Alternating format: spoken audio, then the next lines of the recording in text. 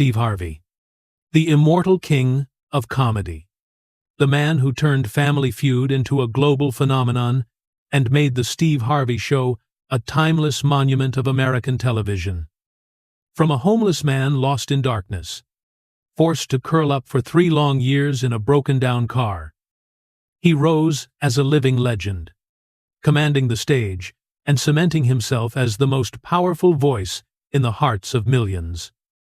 With explosive charisma and razor-sharp humor, he built a colossal empire worthy of the title, the unshakable giant of television.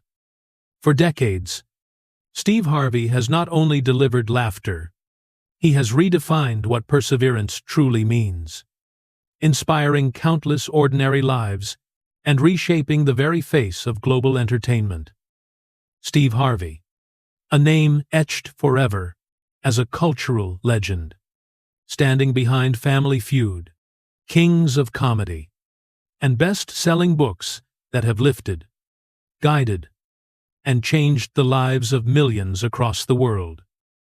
But behind that shining legacy lies a story not glamorous but brutal. A battlefield of scars that never healed, broken families, crushing loneliness, and tragedies that even the brightest fame could not protect him from. The world saw only his smile for so many years, but few ever felt the haunting truth pressing heavy on his heart. The dark secrets, the soul-deep wounds that never let him go. Come with us through a life overflowing with triumphs, yet scarred by storms and loss. Before we dive deeper, tell me in the comments where you're watching from. Grab yourself a warm drink, maybe a cup of tea, or just water, and sit back as we begin this journey together. It's heartbreaking when the beginning of a legend is marked not by applause, but by a ripping sound, louder than any laughter. The sound of a dream being torn apart in front of mocking eyes. At home, cold dust clung to his father's boots and chalk stains to his mother's hands. But no trace of comfort ever reached the youngest of 5 children who carried a stutter and a fragile hope. For Steve Harvey, childhood was not painted with joy. It was carved with scars of poverty and humiliation. Born on January 17, 1957 inches, the small coal town of Welch, West Virginia, Steve was the son of Jesse Harvey, a miner whose lungs bore the black mark of endless shifts underground, and Eloise Vera, a teacher who stretched every penny until it broke. When the family later moved to Cleveland, Ohio, settling on East 112th Street, the neighborhood was rough, opportunity scarce, and every dream seemed to suffocate under the weight of poverty. Decades later, that same street would be renamed Steve Harvey Way as a tribute to the boy who once walked its cracked sidewalks with holes in his shoes. Poverty was merciless.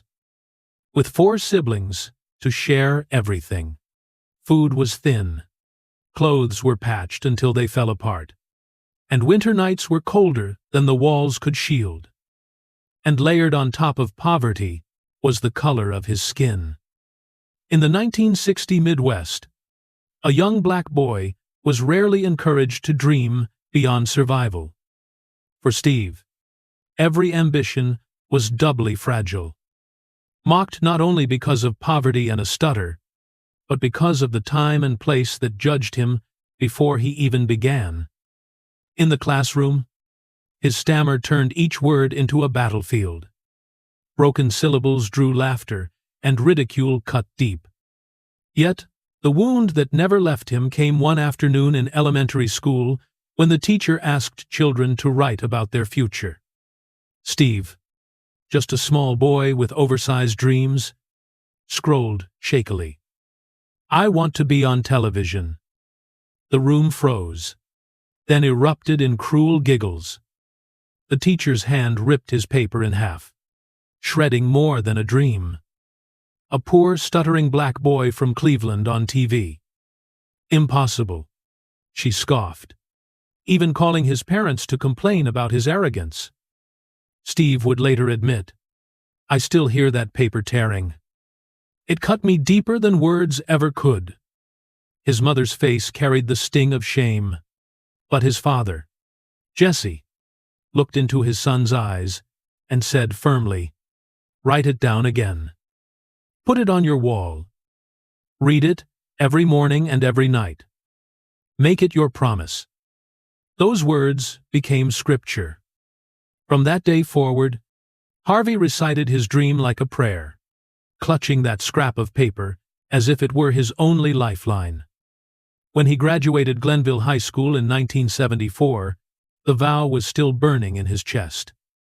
And years later, when the impossible became real, Steve Harvey never forgot. Every Christmas, he sent his former teacher a new television with a note attached. Silent, sharp reminders that the boy she mocked was now inside every living room in America. The scars of childhood never vanished, but they hardened into steel, forging the fire, the voice, and the unshakable will that would one day make Steve Harvey not just a star, but a legend. It is haunting to think how wide the gap was between a boy's torn paper dream and the roaring applause of a comedy stage. That fragile child who once stuttered in a Cleveland classroom grew into a restless young man, wandering through a maze of jobs that never fed his soul.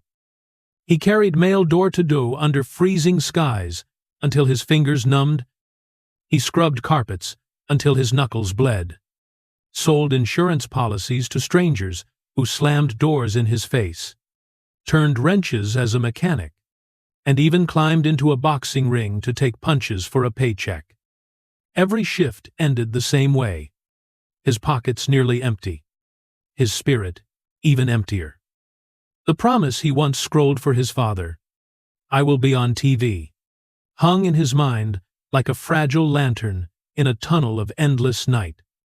Then came one night in 1985, inside a smoky Cleveland club where the lights hung low and the crowd waited for someone, anyone, to make them laugh. A friend dared Steve to take the stage at an open mic. With nothing left to lose, he stepped forward, heart hammering against his ribs. The first joke stumbled out, then another, and suddenly the room cracked open with laughter. The sound wrapped around him like fire and freedom. When the host handed him $50, Steve walked into the cold night with tears streaming down his face, clutching the crumpled bill as if it were treasure. He whispered, through sobs, "I was born tonight." The next morning, he quit his job. For the first time, he knew who he was meant to be. But destiny rarely offers a straight road. For 3 long years after that breakthrough, Steve Harvey lived not in apartments or hotels, but in the back seat of a 1976 Ford. The car became his roof, his kitchen, his coffin of hope. A cooler in the trunk served as his refrigerator. Gas station sinks and public pool showers were his bathrooms. Nights were merciless. Hunger gnawed at his stomach until it growled louder than his jokes. Cheap sandwiches were stretched across days. And sometimes sleep was his only escape from the ache of an empty belly. He would sit in the driver's seat, fog gathering on the cracked windshield, watching streetlights flicker on faces that passed him by, terrified that someone might see through the glass and discover his secret life. It was so depressing. He would later confess, "You can do it for a week, but 3 years." Yet even then, he clung to his father's command. Read your dream morning and night, murmuring it like scripture in the silence of the car. Even in my worst hours, he insisted, I believed things would get better. The breaking point almost came. One night, ready to surrender, He lifted the phone to call his father and admit defeat.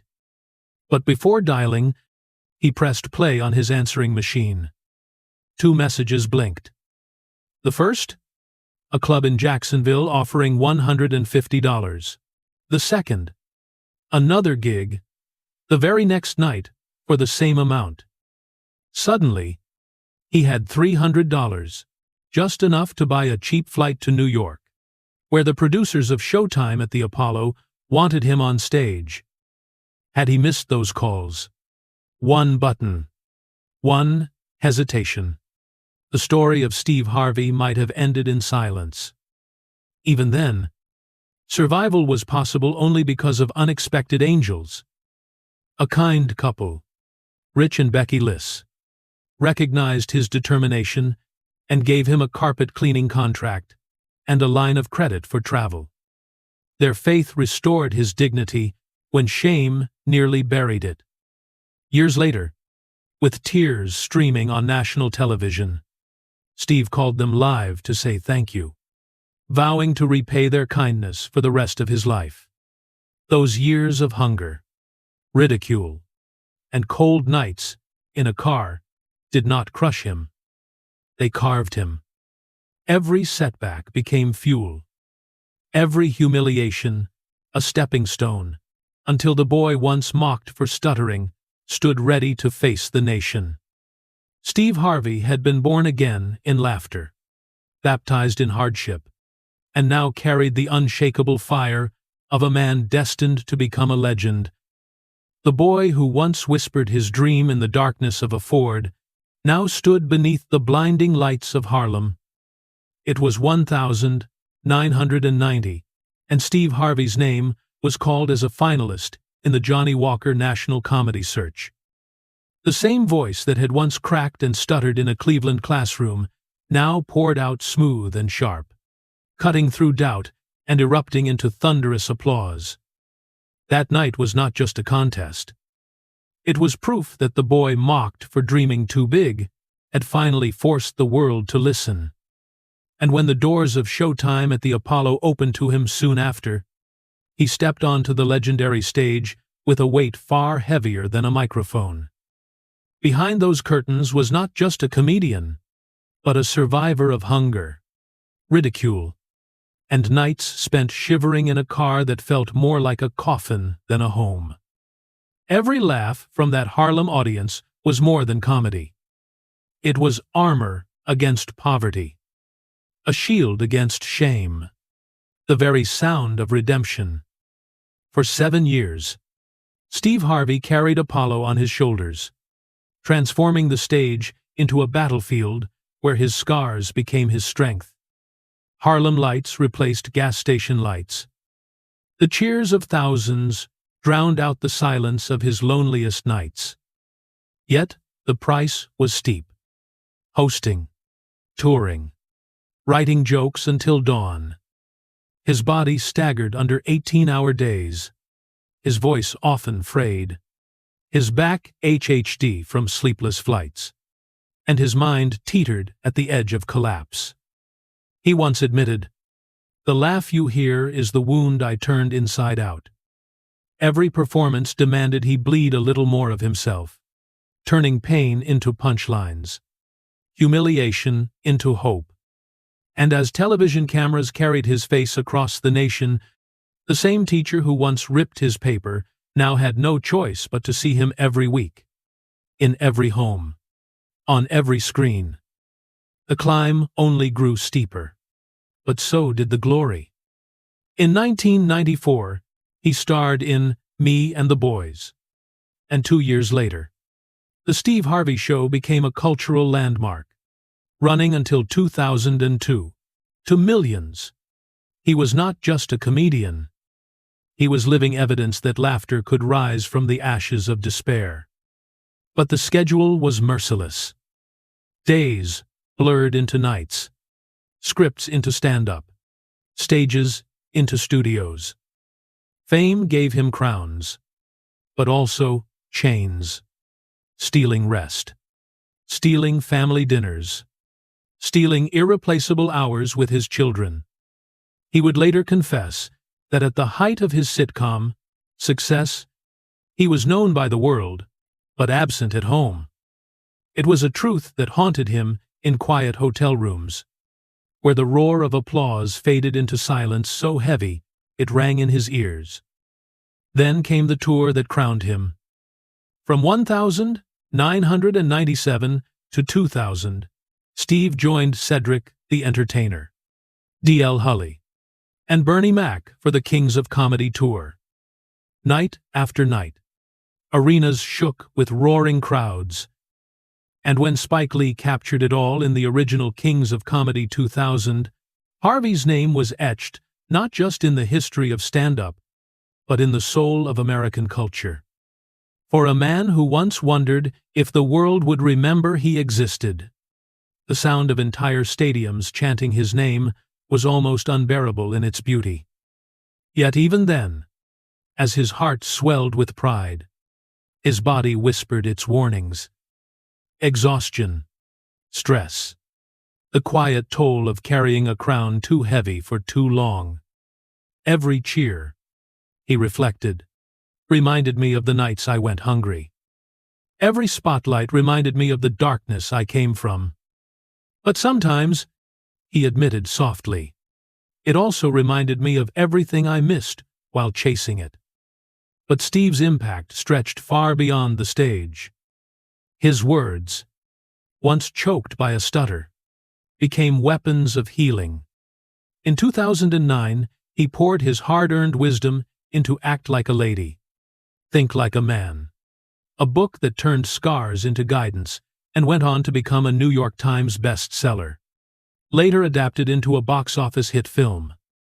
More books followed: Straight Talk, No Chaser, 2010, Act Like a Success, 2014, Jump 2016, each one, not just advice, but survival maps for those still trapped where he once was.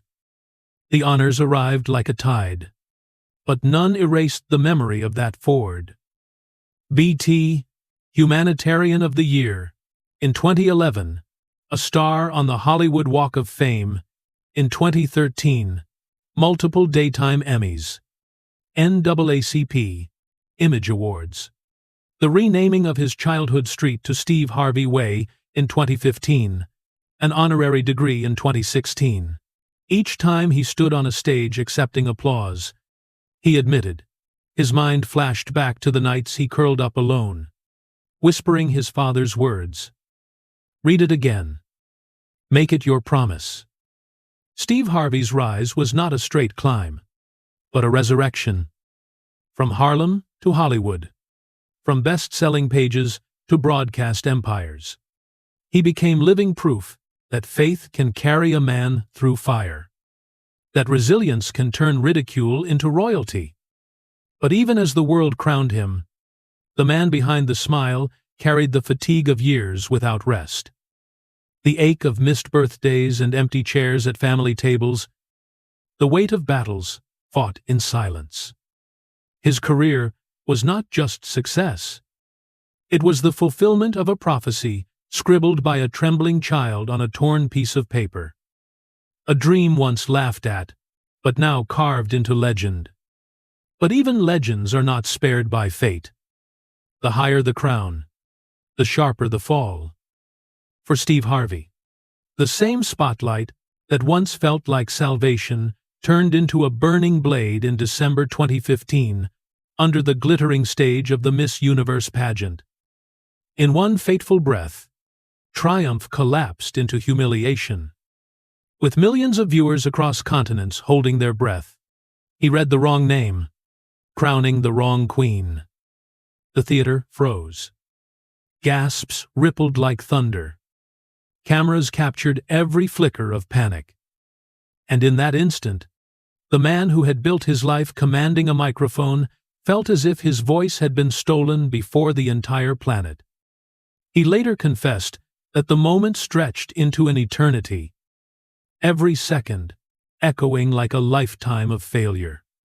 "I just want to apologize," he said at last, his voice trembling, his dignity stripped bare. choosing truth over escape. It became one of the most excruciating public apologies in television history, yet also one of the bravest acts of accountability the world had ever witnessed. The aftermath was merciless. Memes exploded. Late-night comics turned his pain into punchlines. Headlines declared his career finished. Harvey walked off stage into a silence far colder than the roar of any crowd, carrying the weight of 1 billion mocking eyes. He admitted later that, in the lonely hours that followed, he wondered if his life's work had been undone in 60 seconds. Yet, where others might have hidden, he refused to bow to shame. He did the unthinkable. He returned to host Miss Universe again the very next year. When he stepped back, under those lights, scarred but unbroken, it was no longer about the crown or the applause. It was about reclaiming his voice, proving that honor is not measured by perfection, but by the courage to rise when the world laughs at your fall. But fate was not finished with him. Behind the blinding lights of global stages came darker blows that cut far deeper than any punchline. In 2019, NBC canceled his talk show Steve, a program he had poured not just work, but pieces of his soul into, weaving humor with humanity, laughter with life lessons. The announcement struck like a thunderclap. He learned of it almost at the same time as the public, blindsided by headlines that spoke of endings rather than beginnings. For many, such a loss would feel like eraser, as if years of effort had been wiped clean with one decision. For Harvey, it was another test of fire. On the final taping, standing before the very audience that had shared his joy and tears, he did not lash out, did not wallow. Instead, with a steady voice masking the storm within, he said, "This is just a new chapter. I'm 62 years old, and this book of mine still has pages left." It was not a shield. It was a compass, guiding both himself and millions watching to understand that sometimes the closing of one door is the prelude to a greater one opening. And yet the bruises kept coming. Smaller but sharp jokes that sparked backlash. Offhand words igniting headlines. In an age where every syllable could be magnified and replayed endlessly, Harvey discovered the peril of being unscripted, unfiltered, human.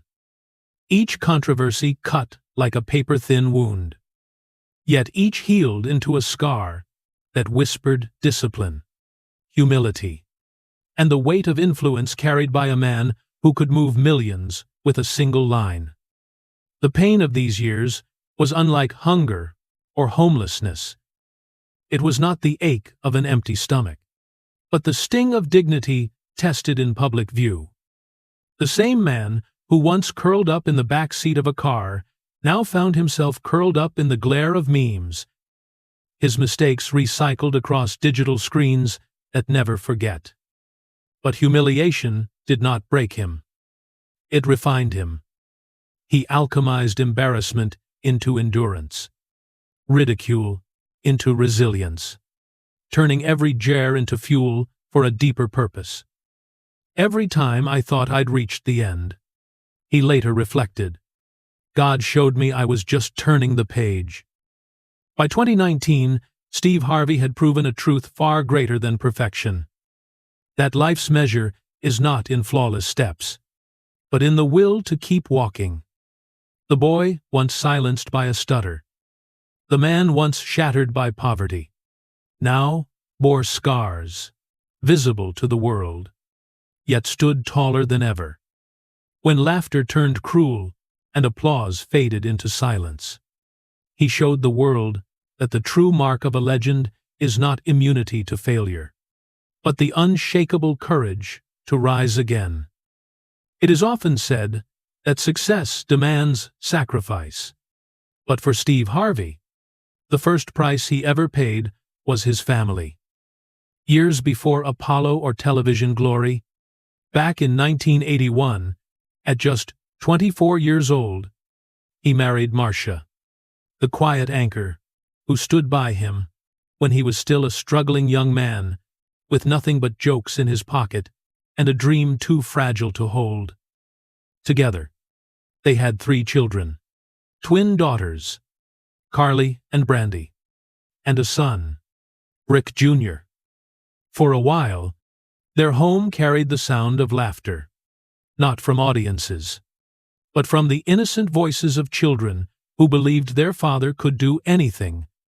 Yet, behind the laughter, the cupboards were often bare. The bills stacked higher than the furniture, and the dream that was supposed to lift them began instead to pull him away. The 1,980 were merciless. Harvey was not yet famous. He was scraping through small-town gigs, hustling odd jobs, sometimes even sleeping in his car when money ran out. Nights spent under comedy lights meant mornings missed at home. His wallet was often empty, his clothes worn thin, and the refrigerator inside their house as barren as the hope Marcia tried to hold on to. She bore the weight of motherhood in silence, stretching every dollar, soothing hungry children, and watching her husband disappear night after night into clubs that rarely paid enough to cover the rent. Steve would later confess with a voice heavy with regret, "I lost my family, chasing the dream." The marriage unraveled as his ambition grew. The distance between them was not measured in miles, but in missed birthdays, cold dinners, and the empty chair where a father should have sat. Marcia's loneliness deepened into quiet resentment. She had married a man, but found herself raising 3 children almost alone. The twins often asked why Daddy wasn't home, and Rick Jr. looked for a father figure who was too often chasing laughter in faraway rooms. By the time the divorce was finalized in 1994, Steve was nearly broken in every way. Emotionally, he carried the ache of children who no longer saw him tucking them in at night. Financially, he was stripped bare, starting again from almost nothing. The man who could make strangers roar with laughter could not stop the tears in his own house. For Marcia, the marriage had cost her trust. For the children, it had cost them years of a father's presence. The wound of losing that first family never truly healed. And yet, even in this darkest personal chapter, the seeds of resilience grew. The pain of failing as a husband and father carved into Steve a truth he would never forget. Every stage he stood on, every laugh he earned came with a cost. And for Steve Harvey, the first and deepest cost was Marcia and the children he loved but lost to the pursuit of a dream. By the mid-1990s, Steve Harvey stood on the brink of everything he had once dreamed of. His face on television, his name rising in comedy, his future unfolding. Yet behind the glow of success, he carried the wound of his first broken marriage and the ache of 3 children he seldom saw. For 2 years, his personal life felt like silence. Airport lounges, hotel corridors, empty dinners. In that loneliness, he met Mary Shackelford, a woman who offered warmth and companionship when his life felt like a whirlwind of scripts and spotlights. For Steve, she seemed like a second chance, a chance to rebuild what had been shattered. In 1996, at 39 years old, he married her, believing this time the story would end differently. The early years felt like a healing balm on old wounds. Their home echoed with laughter, not from strangers in arenas, but from a family finding its rhythm. In 1997, the birth of their son, Winton, felt like sunlight breaking through storm clouds.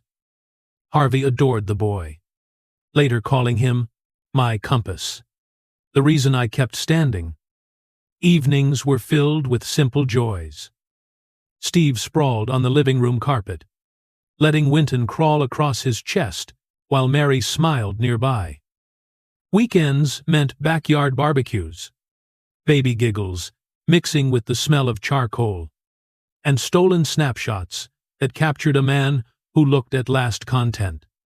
For a man who had once lived out of a car, carrying his entire world in the trunk, the sound of a baby's laughter in his own home was proof that redemption was possible.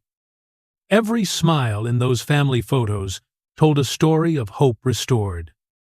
Steve holding Winton high above his head, Mary's hand resting gently on his shoulder. The promise of stability finally within reach. In those fleeting years, Harvey allowed himself to believe he had outrun the ghosts of poverty, loneliness, and loss, and that perhaps this time love would last. But storms have a way of returning, sometimes darker the second time. In the beginning, there were moments that felt like healing. Quiet dinners, the glow of a newborn son, family photos full of genuine smiles. When Winton was born in 1997, Harvey often cradled him like a fragile miracle, telling friends, "He's my compass, the reason I keep standing." For a man who once slept in a car, holding his infant son felt like redemption, as if God had finally balanced the scales of suffering. But ambition is a double-edged blade. As Harvey's career accelerated, sitcom tapings, Apollo, the kings of comedy tours, his marriage began to buckle under the same absences that had unraveled the first. Mary longed for stability, for dinners that didn't end with him packing a suitcase, for nights when the microphone didn't steal her husband away. Steve, haunted by the terror of slipping back into poverty, was consumed by survival and success. What began as small silences, missed phone calls, empty chairs at holidays, grew into arguments sharp enough to cut the very love that once held them together. By 2005, after nearly a decade, the collapse was no longer avoidable. And unlike the quiet heartbreak of his first marriage, this ending came under the blinding lights of cameras. Mary went before the world with accusations that slashed at Harvey's reputation, painting him as unworthy of the very image he had fought to build. Though courts would later dismiss many of the claims, the verdict of public opinion was merciless. His face, once plastered on billboards for laughter, now filled tabloids as a symbol of scandal. That divorce, he later admitted, left the heaviest scars on my spirit and on my image. The battles were relentless. Scripts were replaced by affidavit, laughter by depositions, the rhythm of punchlines by the cold monotone of legal testimony. Interviews that should have celebrated his craft turned into interrogations of his character. He once feared being invisible. Now he was overexposed, dissected, judged for mistakes, real and imagined. Every flash of a paparazzi bulb felt like a wound reopening. Every whisper, a verdict without appeal. Yet, the deepest wound was not the headlines. It was the fracture at home. Winton was only 8 when his parents' love collapsed into bitterness. After the divorce, the boy lived with his mother, leaving Steve with only fragments of time. A weekend here, a holiday there. I could survive the tabloids, Harvey later confessed. But seeing that pain in my boy's eyes, that broke me. Alone in hotel rooms, he often stared at the ceiling, adored by millions, yet powerless to shield the one child who mattered most.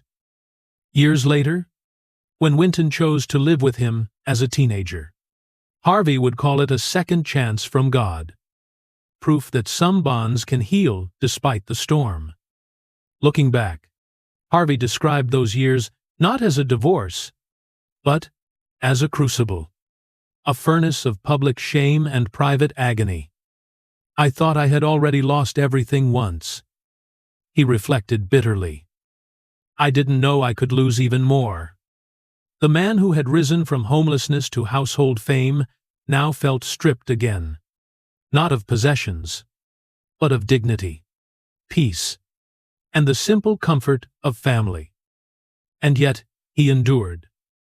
He clung to his faith, to his role as a father, to the stubborn belief that scars could be reshaped into strength. The marriage to Mary Shackelford was not just another chapter. It was the storm that nearly drowned him, the trial that revealed the true cost of chasing a dream. It left him scarred, weary, and humbled. But still he stood. And in standing, he discovered a truth even legends must learn. The fiercest battles are not fought under spotlights, but in silence. When the crowd is gone, and the only witness is your own reflection, it seemed as though the fire of one storm had barely dimmed before another struck. This time aimed not at Steve Harvey's marriage, but at his very survival. In 2005, in the ashes of his second divorce, Harvey stood not as a titan of television, but as a man staring into ruin. When the court battles ended and the lawyers were paid, he walked to the bank, slipped in his card, and watched the screen flicker back, a number so small it mocked him. $1,700. For a man whose face filled billboards and whose voice filled arenas, that figure cut deeper than poverty ever had. It was humiliating, he later admitted, to have the world believe you're rich while you can't even breathe. But humiliation was only the beginning. Soon came the cruelest blow, a devastating discovery that for 7 years, because of a disastrous accounting failure, his taxes had gone unfiled. Principal, interest, penalties. They multiplied, like vultures, circling, swelling into a mountain so high it threatened to crush him. He had once feared homelessness. Now he feared something darker: prison, disgrace, and the erasure of everything he had fought for. At night, he lay in hotel rooms staring at ceilings, haunted by two thoughts. What if I lose everything? What if my children see me fall? And yet, in that abyss, Harvey did what survivors do. He fought. He built a plan as relentless as hunger itself. Long before sunrise, while the city still slept, he was already in a studio, his voice carrying over the airwaves on a morning radio show. That microphone became his lifeline. The one battlefield where he still felt powerful, even as debt threatened to silence him. Every joke I told in those days was paid for in fear, he recalled. But fear kept me moving. Discipline became his armor. Every dollar was a soldier. Every gig, another step against despair. Exhaustion became his daily companion. He worked until his body staggered. Radio in the morning, meetings by day, stages by night. There was no luxury, no pause. He stacked opportunities on top of fatigue, refusing to let the avalanche bury him. Out of that grind came his books. Act Like a Lady, Think Like a Man, 2009. Straight Talk, No Chaser, 2010. Each page he wrote was not just advice for others, but a brick wall holding creditors at bay. Then, in 2010, came the turn of destiny. Harvey took the stage as host of Family Feud. Within 3 years, ratings exploded to historic highs. What had begun as a lifeline became a resurrection.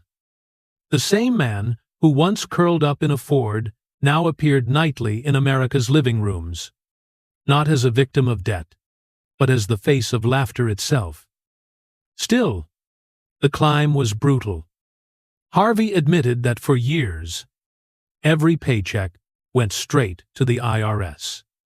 Standing ovations were followed by nights of calculators, prayers, and fear that the shadow of debt might still erase him. "I thought I was finished," he said. But God wasn't done with me. Slowly, painfully, dollar by dollar, performance by performance, he clawed his way out. The whispers of humiliation, "You're finished," were drowned out by proof that resilience could turn disgrace into testimony. By the late 2000s, Harvey had rebuilt more than money. He rebuilt dignity. He rebuilt discipline. He rebuilt the faith that had carried him since boyhood. The chapter of $1,700 and 7 years of taxes was never just about numbers. It was about shame, survival, and the terror of failing his children. But it was also about what happens next. On his knees, he prayed. From his knees, he fought. And when he rose, he carried scars that spoke louder than any punchline. That faith, discipline, and unbreakable will can turn the weight of ruin into the very foundation of redemption. By the mid-2000s, Steve Harvey stood on stages that millions envied. But offstage, he carried wounds no spotlight could heal. 2 broken marriages, children who had watched him walk away, nights of debt that nearly crushed him, and the hollowness of a man who could make the world roar, with laughter, yet cry alone in silence. Survival had kept him breathing. But survival is not the same as living. Then came Marjorie Bridges, the woman Harvey would later call the best thing that ever happened to me. Their story felt scripted by destiny itself. Years earlier in Memphis, he had looked down from a stage, pointed to her in the crowd, and declared, "I don't know who you are, but I'm going to marry you one day." Life pulled them apart then, but fate was patient. In 2005, Harvey was bruised by scandal, nearly broken in spirit, when destiny brought them together again. 2 years later, at 50 years old, tired, scarred, but still hopeful, he married her. And with that vow, he found not just a wife, but redemption. Marjorie did what fame, money, and television never could. She steadied him. Where he had been frantic, she brought calm. Where he felt fractured, she wove him whole. She urged him to sleep when he would have worked through the night, reminded him to eat when his body bore the strain of endless shows, and whispered prayers over him when he doubted himself. Harvey has admitted 85% of everything I have came after I married her. He was not talking about wealth. He was talking about peace. The priceless treasure of coming home not to silence, but to laughter around the dinner table. Together, they built something larger than themselves. A blended family of 7. Steve's 3 children, Marjorie's 3, and their youngest, Winton, under one roof. At first, there were hesitations, the natural distance of step. But Harvey refused to let that word define them. He gave her children his last name. Slowly, through consistency and love, they gave him their trust. He learned to show up for them, not with grand gestures, but with constancy. Car rides to school, quiet talks before bed, dinners where he listened more than he spoke. He was not just their provider. He became their protector, their father, The world witnessed that bond in 2015 during a televised tribute. Jason, Marjorie's son, turned to Steve and said, "You gave me your last name. There's no one better than you, Dad." The auditorium stilled. Cameras caught Harvey's face as he broke, sobbing. Not as a comedian or host, but as a man finally forgiven. For someone who had once whispered, "I lost my first family chasing the dream." Those words were not just affection. They were grace, absolution, healing made visible. Life with Marjorie gave Harvey what no crown of fame ever could: the quiet miracles of belonging. Evenings when he came home and found his family waiting at the table. Birthdays where every child, biological and adopted, stood together as one. Vacations where he was not Steve Harvey the celebrity, but simply Dad. He often says Marjorie saved him. But perhaps the deeper truth is this: she reminded him that he was worth saving. Today, when Harvey surveys the mansions, the awards, the shows that bear his name, he insists none of it compares to what he found in her. The man who once slept in a car, who once feared he had lost every family he could ever have, now sits at a table surrounded by children who believe in him. Marjorie turned his house into a home, his regrets into lessons, and his scars into stories of healing. For Steve Harvey, marrying Marjorie was not just another chapter. It was the chapter. The moment survival became joy. The moment shame became grace. The moment a man who had nearly lost everything discovered the quiet, ordinary, miraculous truth of having it all. Now, at nearly 70, Steve Harvey stands not just as a comedian or a host, but as the architect of a global empire. His career stretches across continents, industries, and generations of fans. Since 2010, he has been the face of Family Feud, filmed today at Tyler Perry Studios in Atlanta, elevating the program into one of the most watched shows in daytime television.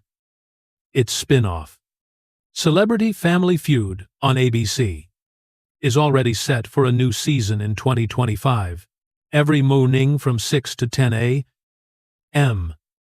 The Steve Harvey Morning Show reaches millions across the United States and beyond through syndication and podcasts, becoming a ritual in households and commutes alike. Through his company, Steve Harvey Global, Harvey has expanded far beyond American television, licensing Family Feud to audiences in South Africa, Ghana, and soon Botswana, where he will personally host the new version in 2025. His ventures extend into health and entrepreneurship as well, with Leva 2, a line of greens and supplements he co-founded. Harvey has fused personal wellness with business innovation, offering products that reflect his own disciplined approach to longevity and vitality. What defines him today is not just visibility, but vision.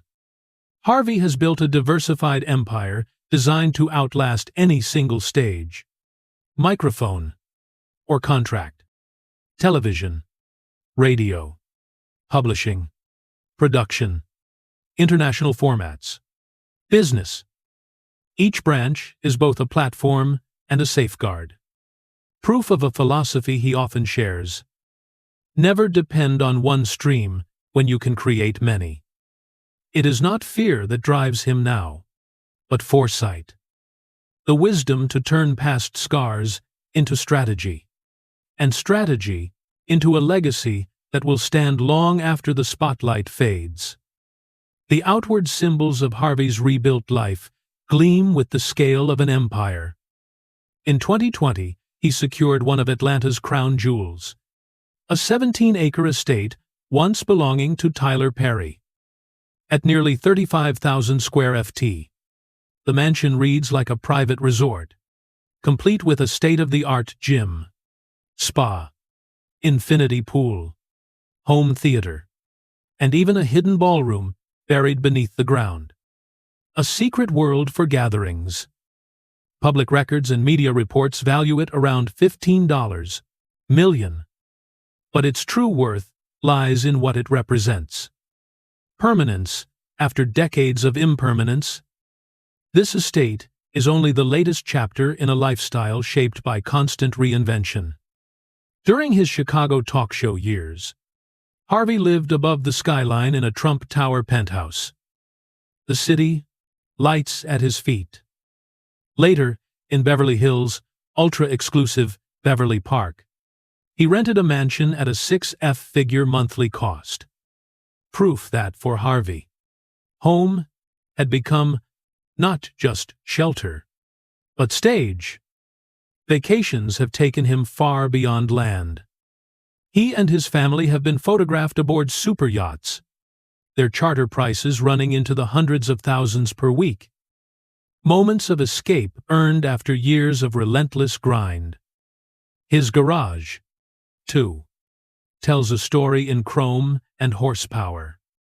A meticulously preserved 1941 Cadillac, if-to-I-E, Rolls-Royce Phantom 8, and a Bentley gifted to Marjorie. Each one less about transportation than about testimony. On his wrist, watches become punctuation marks of achievement. Rolex Day, date for timeless authority. Rainbow Daytona, for exuberance. And Roger Dubois's Knights of the Round Table, for storytelling in miniature. And then there is the style. Under the eye of stylist Elie Carameau, Harvey has redefined modern menswear at his age. His monochrome ensembles regularly going viral. Sharp lines, fearless colors, precision tailoring. Each outfit a declaration that reinvention is not bound by time. For a man once measured in scarcity, his aesthetic today is measured in confidence. A luxury far rarer than stone or steel. Yet even in opulence, Harvey lives as a man shadowed by discipline and fear. His greatest battle now is not with applause or contracts, but with his own body. He has spoken openly about high blood pressure, sleep apnea, and the troubling onset of Sjogren's symptoms, conditions that once left him staring at the ceiling in dread, uncertain if morning would come easily, determined not to let illness steal what hardship could not. He stripped 30 pounds from his frame after 50, submitted himself to the grind of daily training, and built a regimen of full-body strength and relentless cardio. His meals are clean to the point of austerity. His supplements drawn from the very line he co-founded. Levate You. Nights, once lost to chaos, are now ruled by sleep discipline. Not luxury, but survival. Health is my covenant with my family and my audience, he insists, knowing that the same grit that rebuilt his fortune must now guard his flesh. Still, shadows remain. Behind the immaculate suits tailored to perfection lies the quiet ritual of blood pressure, cuffs, and carefully measured routines. Behind the radiant confidence, the memory of fatigue that once dropped him mid-con conversation, forcing him to confront his limits. And beyond the private struggle, the public one persists. The Miss Universe error of 2015, replayed endlessly online, turned into a meme that outlives its moment. He owned it, apologized, and returned. Yet the sting of humiliation still flickers whenever his name resurfaces. And deeper still is the ghost of scarcity. Even surrounded by acres of Atlanta estate and chandeliers that cast golden light across hidden ballrooms, Harvey admits the fear has never left. I still think about $1,700, He confesses the number now less about money than about memory. The constant reminder of how fragile security can be. Applause still fills the air. But when the curtains close, it is the silence of responsibility that roars the loudest. The weight of an empire to maintain, of 7 children and grandchildren who look to him as patriarch, of a promise that discipline, not fame, will keep them safe. Still, this chapter of Steve Harvey's life is not measured in ratings, contracts, or even wealth. It is measured in healing. With Marjorie by his side, the woman he calls the best thing that ever happened to me, Harvey has turned scars into strength and regrets into wisdom. Together, they built a blended family that proves love can be chosen. Stitched together not by blood, but by commitment. In 2015, when his stepson Jason looked him in the eye on live television and said, "You gave me your last name. There's no one better than you, Dad," Harvey wept without restraint. For a man who once whispered, "I lost my first family chasing the dream," that moment was not applause.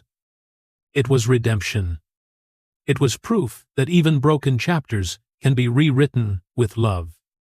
Today, his net worth is publicly estimated in the 9-figure range. His home, a mansion on 17 acres in Atlanta. Yet Harvey himself insists the real treasure is far humbler. Dinners where every child, biological and adopted, sits at the same table. Evenings where he is not Steve Harvey, the icon, but simply Dad. Mornings when grandchildren run through hallways far more valuable than any trophy case. His life now speaks beyond comedy. It is a testimony carved from trial and grace. That resilience can outlast ridicule. That faith can carry a man through fire. And that love, hard-won, undeserved, unconditional, can heal even the deepest scars. The boy who once doubted his voice now uses it not only to make the world laugh, but to remind it to hope. And Harvey himself often says it best. Applause fades, trophies gather dust, but family, discipline, and gratitude, these are the legacies that endure. So, let me ask you, has there been a moment in your life when you felt reborn, when grace or love gave you a second chance? If Steve Harvey's story has ever touched you, share your reflection below. Your words may be the reminder someone else needs. That healing is possible. That no scar is final. And that the story is never over until you choose to write it with love.